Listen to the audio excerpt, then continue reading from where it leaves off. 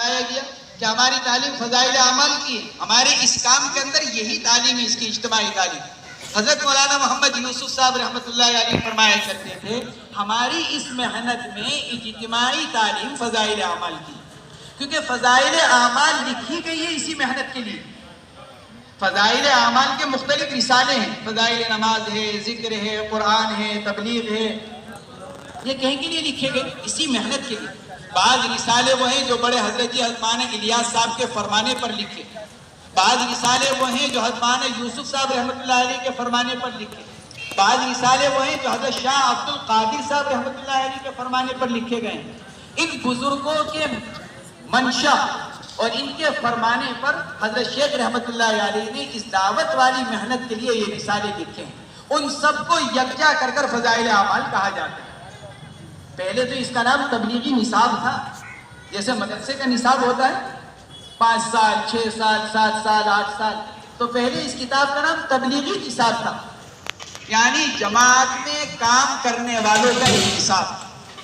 پھر اس کو فضائل اعمال سے بدلا گیا، کیونکہ اعمال کے فضائل بیان کیے گئے ہیں، نماز کے فضائل، قرآن کے فضائل، ذکر کے فضائل، تبلیغ کے فضائل، صدقہ خیرات کے فضائل، حج کے فضائل، تو پھر اس کو نام دیا گیا فضائل اعمال.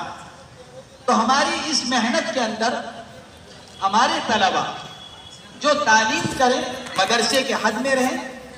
جب مدرسے میں تعلیم ہو رہی ہو، جماعت میں نکل کر ہماری 24 گھنٹے کی جماعت نکلتی ہے اس میں، یا ششماہی امتحان میں 3 دن کی 10 دن کی جماعتیں نکل رہی ہیں اس میں، یا تعطیل کلام میں شعبان رمضان میں ہماری چلے کی جماعتیں نکل رہی ہیں، تو اس میں تعلیم صرف فضائل اعمال.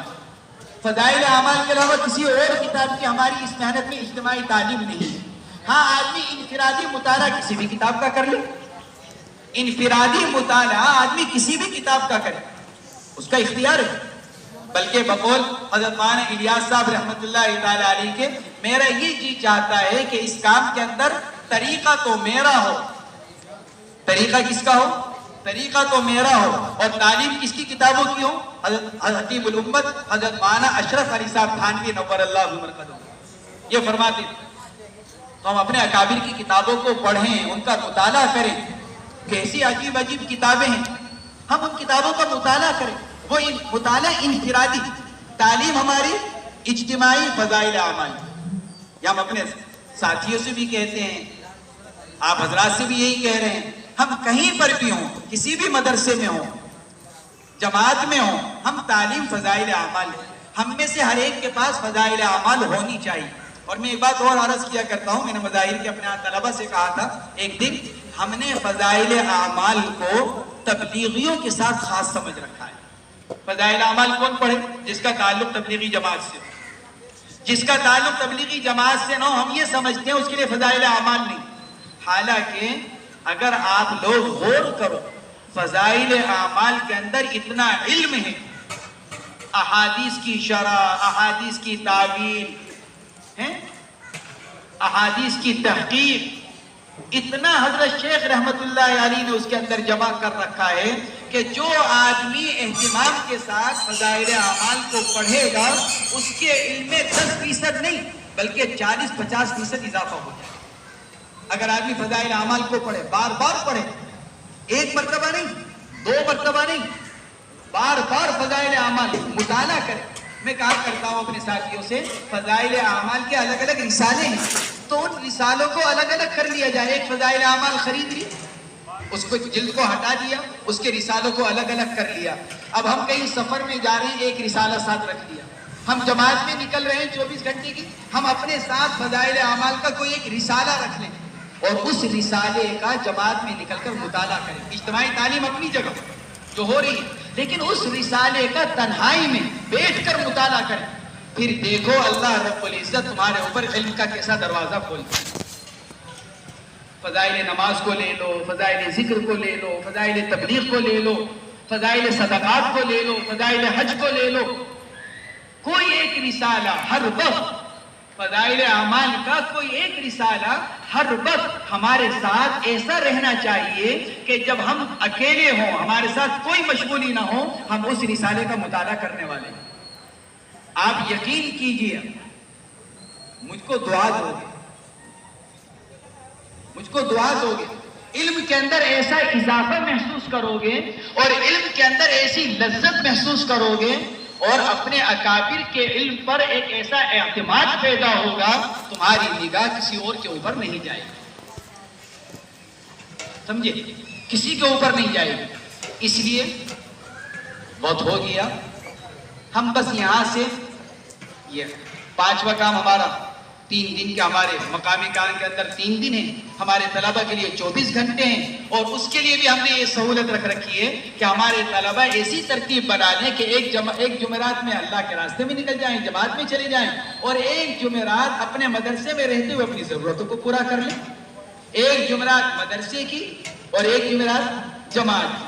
ایسی ترتیب بن جائے، ہماری کوئی ضرورت بھی نہیں رکے گی، ہمارے سارے کام بھی ہوں گے، کیونکہ کپڑوں کا دھونا، صاف کرنا، اپنی اور ضرورتوں کا پورا کرنا کریں گے انشاءاللہ۔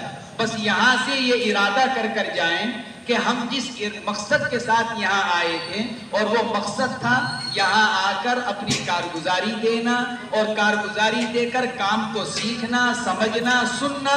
جو کچھ ہم نے سنا ہے، ہم اس سنے ہوئے پر انشاءاللہ خود بھی عمل کریں گے، اور اپنے مدرسے کے اندر انشاءاللہ اسی کے مطابق کام کو کریں گے، اور اپنے پورے مدرسے کے طلباء کو اس کام کے ساتھ جوڑنے کی انشاءاللہ محنت کریں گے۔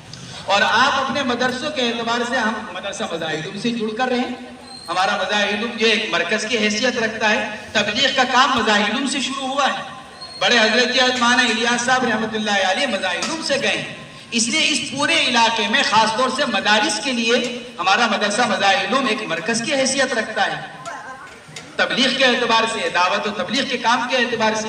اس لیے ہمارے جو اور مدارس کے یہاں پر طلبہ موجود ہیں، وہ اپنے آپ کو مظاہر سے جوڑ کر رکھیں، ہمارے سے جوڑ کر رکھیں، بوقت ضرورت مشورہ کرتے رہیں، معلومات کرتے رہیں، اور پھر اس کے مطابق اپنے اپنے مدرسوں میں کام کرتے رہیں۔ جماعت میں جانے کا مشورہ ہو، تعلیم کا مشورہ ہو، دیگر امور ہیں، تمام امور سے متعلق ہمارے سے رابطہ کر لیں، جو کچھ کہا جائے اس کے مطابق اپنے اپنے مدرسوں میں کام کریں، محنت کریں۔ اللہ رب العزت سب کو قبول فرمائے، ہمارے یہاں آنے کو بھی قبول فرمائے، اور سب سے بڑی بات یہ کہ آپ لوگ یہاں کے مقامی لوگوں کو اپنی دعاؤں میں یاد رکھیں، ہے نا؟ انہوں نے کتنی کوشش کی ہم کو سہولت پہنچانے کی، ہماری راحت کے لیے سارا انہوں نے انتظام کیا ہے مقامی لوگوں نے، تو وہ ہماری دعاؤں کے مستحق ہیں۔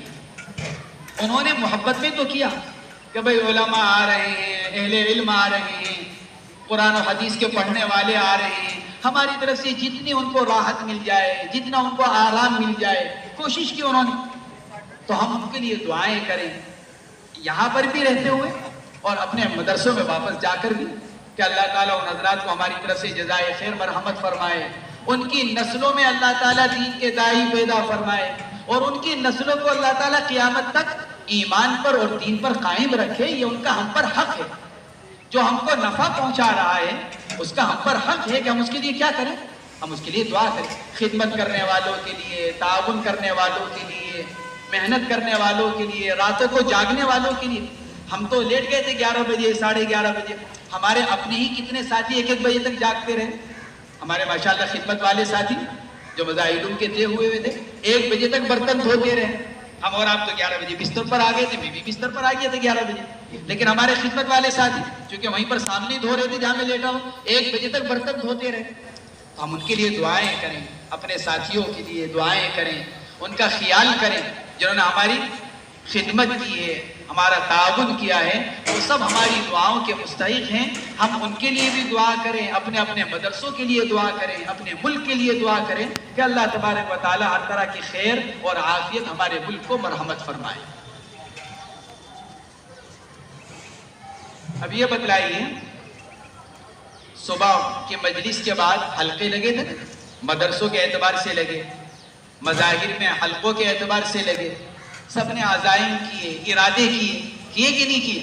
سب نے کیے ہیں۔ تو پھر آپ ہر مدرسے سے اور حلقے سے ایک ذمہ دار ساتھی کھڑے ہو کر ذرا یہ بتلا دے کہ اس نے اپنے حلقے میں کیا ارادہ کیا، کیا عزائم کیے۔ پہلے تو مظاہر والے ہمارے کھڑے ہو جائیں، حلقہ نمبر 1 سے جو ذمہ دار ساتھی ذرا کھڑے ہو کر بتلائیں کون ہے؟ مفتی زید